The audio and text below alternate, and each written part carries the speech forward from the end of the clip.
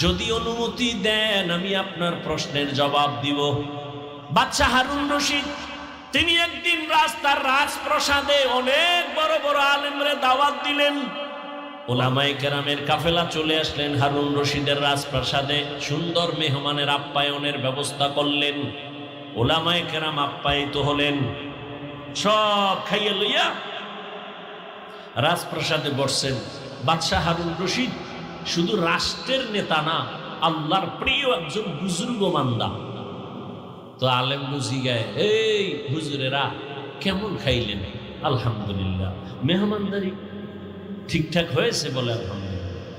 তো আপনাদের ডাকছি, জিগাইবেন না কেন ডাকছি? জি বাদশাহ মহারাজ, কেন ডাকছেন? কয় বেশি আমার একটা জিনিস জানার জন্য ডাকছি। কি?